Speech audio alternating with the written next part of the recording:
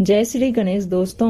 हमारी आज की कहानी है देहाती। कहानी अच्छी लगे तो प्लीज चैनल को सब्सक्राइब कर लीजिएगा। अब शुरू करते हैं कहानी। रामकिशोर की शादी के 7 साल बाद भगवान ने उसकी दुआ सुनी थी। पत्नी ने एक बहुत ही सुंदर बालक को जन्म दिया था।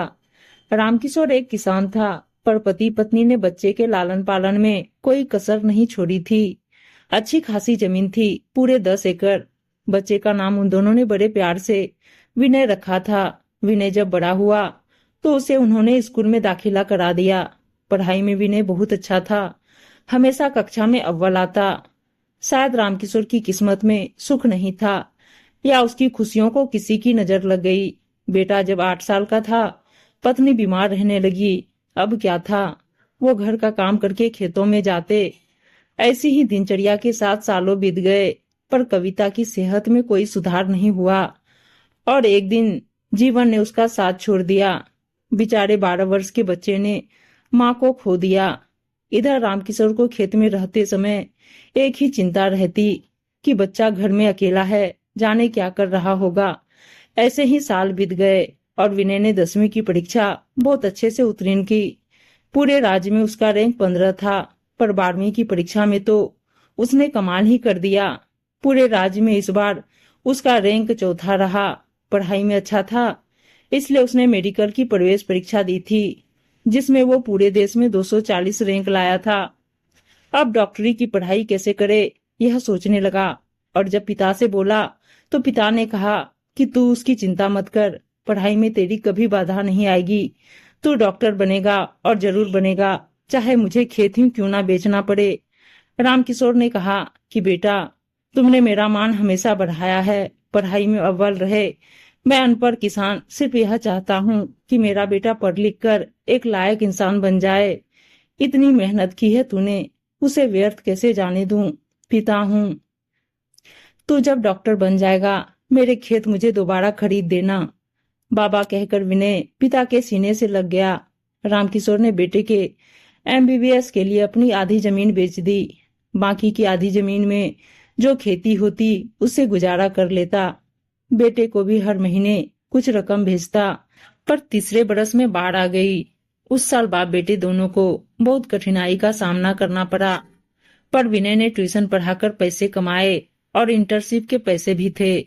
उसने पिता की भी सहायता की। पिता खुश हुए कि बेटा अब उसकी लाठी बन रहा है। MD कराने के लिए रामकिशोर बाकी की जमीन भी बेच दी और जिस जमीन का वो मालिक था उसमें मजदूरी करने लगा। पर बेटा आगे बढ़ जाए, लायक बने, उसके लिए उसे हर दर्द हर तकलीफ मंजूर थी। एक साल रामकिशोर का बहुत संघर्षपूर्ण रहा। फिर एक दिन बेटा आकर पिता को अपने साथ ले गया। उसने किराए पर एक छोटा सा फ्लैट ले लिया। एक हॉस्पिटल में नौकरी करने लगा। पिता खाना बना देते। उसने कहा कि आपने सारी उम्र इतना काम किया है, अब आराम करें, मैं खाना बनाने के लिए आदमी रख देता हूँ। पर रामकिशोर बोले, मैं किसान हूँ, बैठकर खा नहीं सकता, बीमार हो जाऊंगा। विनय डॉक्टर काजल से शादी करने वाला था। दोनों एक दूसरे को 5 वर्षों से चाहते थे। MBBS के दूसरे साल से दोनों एक दूसरे को चाहने लगे। काजल के पिता भी डॉक्टर थे। पिता और पुत्र बहुत खुशी से रह रहे थे। एक दिन विनय ने रामकिशोर को काजल के बारे में बताया और काजल अपने पिता के साथ रामकिशोर से मिलने आई। दोनों के पिता ने शादी तय कर दी और कुछ ही दिनों में विनय और काजल की शादी हो गई। शादी के 2 साल बाद रामकिशोर ने सुना कि काजल कह रही है कि अपने पिता को वृद्धाश्रम भेज दो। मेरे पिता डॉक्टर हैं और तुम्हारे अनपढ़ गंवार किसान पिता उनके संबंधी हैं। यह कहने में भी उन्हें शर्म आती है और मैं खुद इनके साथ नहीं रह सकती। कल को मेरे बच्चे होंगे, उन्हें इनसे क्या शिक्षा मिलेगी।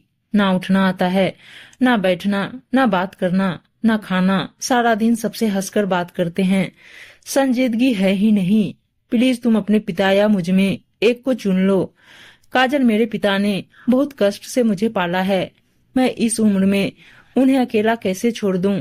जिम्मेदारी लेने से मना नहीं कर रही।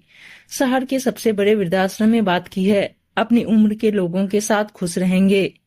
बाबा मेरे बच्चों को खिलाना चाहते हैं, मगर यह रहे तो मैं नहीं रहूंगी, बच्चे कहाँ से होंगे। रामकिशोर कुछ सोचते रहे और फिर 2 दिन बाद वह अपने गांव चले गए। बिना किसी को कुछ बताए। खेती की जमीन विनय बहुत पहले ही खरीद चुका था। उसमें लोग काम करते। किसान की जमीन माँ होती है, इसलिए पिता की जमीन दिला दी थी। सुबह उठकर पिता का कमरा खाली देख विनय रो दिया। काजल ने कहा शायद उन्हें भी शहर में अच्छा नहीं लगता था, सो चले गए। फिर उसने विनय को बाहों में भरा और कहा तुम्हें एक खुशखबरी देनी है। क्या? विनय ने पूछा। आप पिता बनने वाले हैं। विनय ने कोई प्रतिक्रिया नहीं दिखाई। पिता को निकालकर पिता बनने की खुशी वो ना मना सका।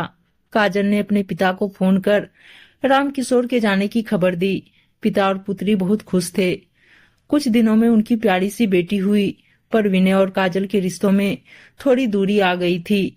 दोनों प्रैक्टिस में लगे रहते। बच्ची घर में अकेले रहती, नौकरानी ख्याल रखती उसका।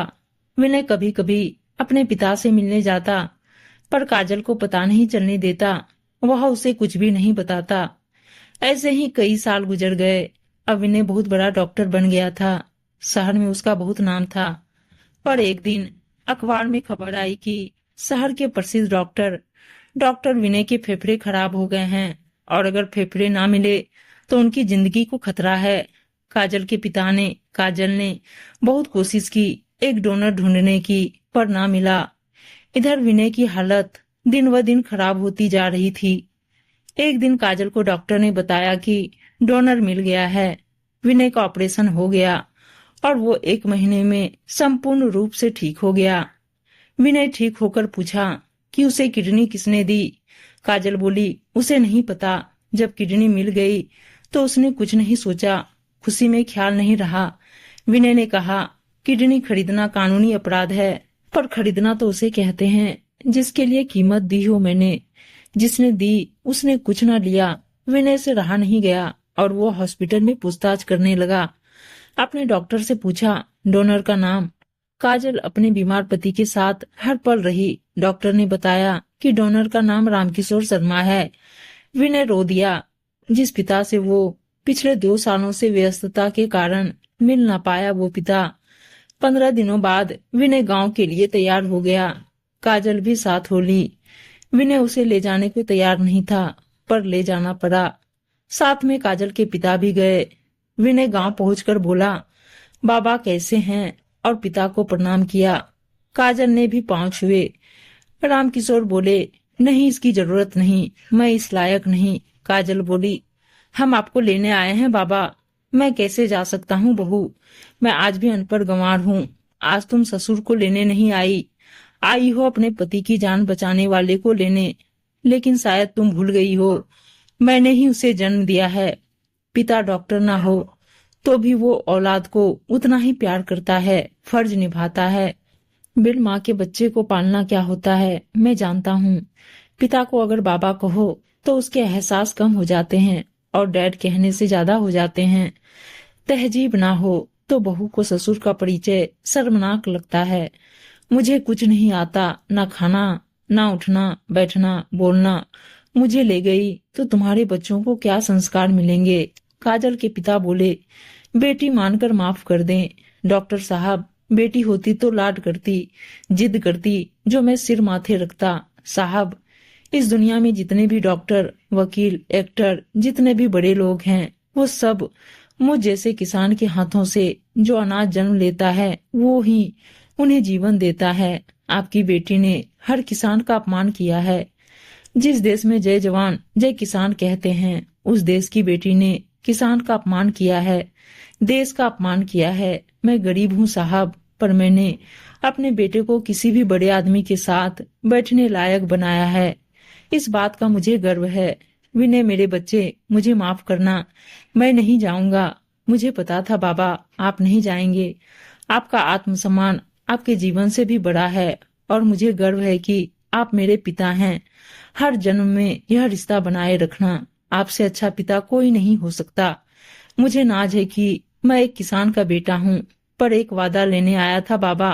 कभी भी जरूरत हो तो आप मुझे याद करेंगे, वादा करें।